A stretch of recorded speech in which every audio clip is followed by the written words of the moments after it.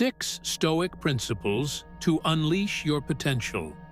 Most people drift through life, chasing comfort, avoiding hardship, and wondering why they never reach their full potential. The ancient Stoics knew better.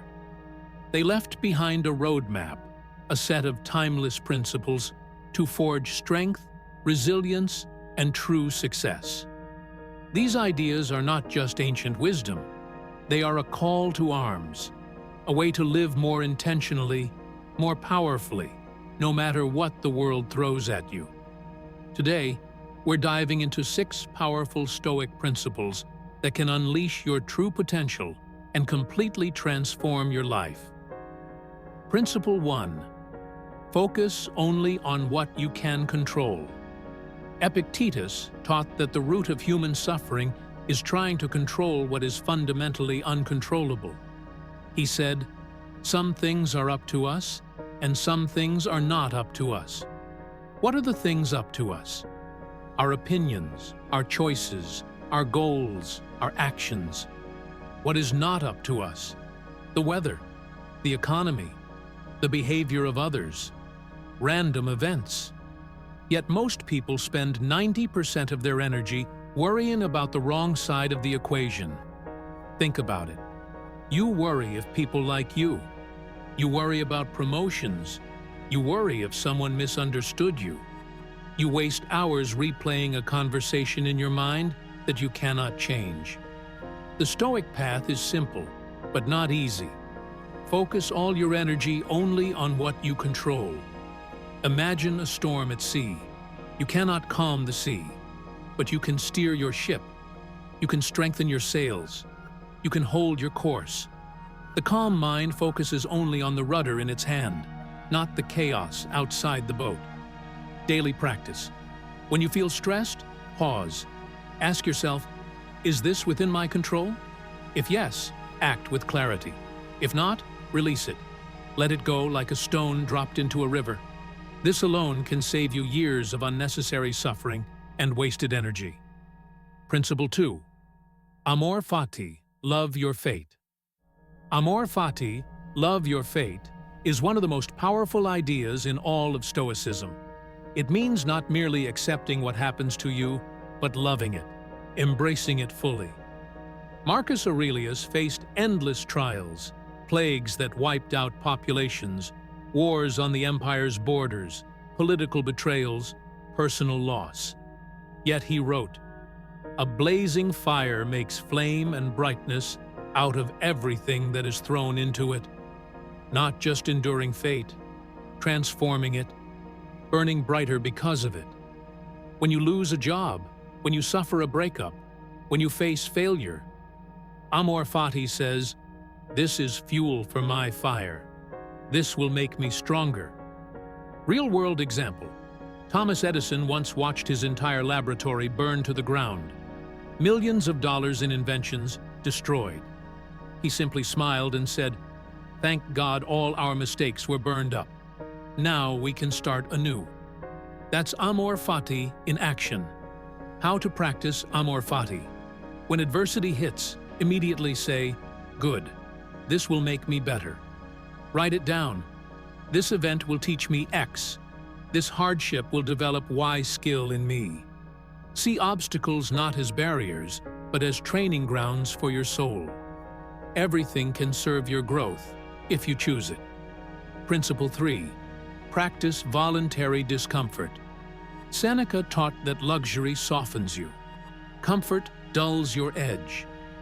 Set aside certain days, he advised, on which you shall be content with the scantiest fare, with coarse and rough dress, saying to yourself, "Is this the condition that I feared?" Today, most people are prisoners of their own comfort. Slight inconveniences, a delayed flight, a missed text message, cause outrage. But the Stoic trains himself to be comfortable with discomfort. He embraces voluntary hardship so that when real hardship comes, he is already battle-hardened. Simple practices. Take cold showers to harden your mind. Sleep without a pillow for a week. Fast once a week Feel what hunger is like. Walk instead of driving. Give up your favorite foods for a month. The goal is not self-torture. The goal is mental toughness. To know that you can endure and thrive no matter what. Story to remember. Musonius Rufus, a famous Stoic teacher, taught his students outside, no matter the weather. Rain, wind, heat. He said, "Nature makes no complaint. Neither should you. Voluntary discomfort trains you to become immune to circumstances." Principle 4. Memento Mori. Remember you will die. Memento Mori, Latin for remember you must die. Sounds grim, but to the Stoics, it was liberating. Marcus Aurelius wrote, "You could leave life right now. Let that determine what you do, say, and think." When you realize that you are mortal, suddenly, trivial worries shrink. Petty grudges dissolve. Every moment becomes precious. Think about how differently you would live if you truly understood that you are on a short, one-way journey. You wouldn't waste time scrolling endlessly. You wouldn't defer your dreams endlessly. You wouldn't put off hard conversations or acts of courage. You would act now. Daily practices. Begin your morning by reflecting. Today could be my last. How will I live it? Keep a Memento Mori coin or reminder where you can see it. End each day asking, if today were my last day, did I live it fully? Historical example. The Roman generals, after major victories, would have a servant whisper in their ear during their triumphal parades, "Remember, you are mortal." Not to depress them, but to keep them grounded, humble, and aware. You have a finite amount of breaths left. Spend them wisely. Principle 5. Premeditatio malorum. Premeditation of evils. Another Stoic weapon for resilience. Premeditatio malorum. Premeditation of evils. Seneca said, "The wise man thinks about troubles in advance and prepares himself." Modern life tells you to think positive all the time. But the Stoics advise a wiser approach. Visualize possible obstacles before they come. Imagine your flight is delayed. Imagine your project fails. Imagine your friend betrays you. Not to become paranoid, but so that you are mentally armored when setbacks happen, and they always do. Practical exercise. Each morning, mentally walk through your day. Ask, what could go wrong? How would I respond with calm and virtue if it did? Example, if your internet cuts out during an important meeting, will you panic or calmly shift to a backup plan? By expecting difficulties, you rob them of their sting. Historical note, Marcus Aurelius practiced this every morning before beginning his duties as emperor. He would say to himself, "Today I will meet people who are selfish, ignorant, rude, but I will not be shaken." Premeditatio malorum strengthens your mind for anything life can throw your way. Principle 6. Live according to virtue, not emotion. The Stoics taught that a good life is not measured by wealth, fame, or pleasure, but by virtue. Virtue means living according to reason and excellence, not reacting impulsively, not being ruled by fleeting emotions.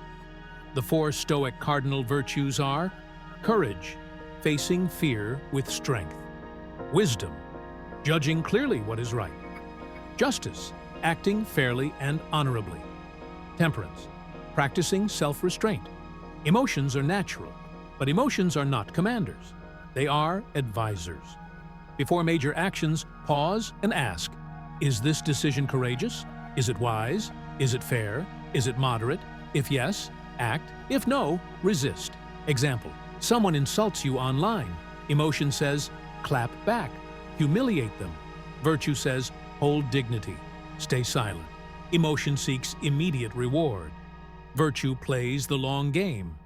Seneca's advice, No man is crushed by misfortune unless he has first been deceived by prosperity. If you anchor your life to virtue, not outcomes, you become truly unbreakable. These 6 principles are not just ancient ideas, they are living tools. Focus only on what you control. Love your fate. Embrace voluntary discomfort. Remember death. Prepare for difficulties. Live by virtue, not emotions. Each principle is a weapon, each practice a shield. Adopt these Stoic ideas not as theories, but as living habits, and you will become what few ever achieve: calm amidst chaos, steady amidst storms, unbreakable amidst hardships. Unleash your true potential and let your life become a masterpiece worthy of history.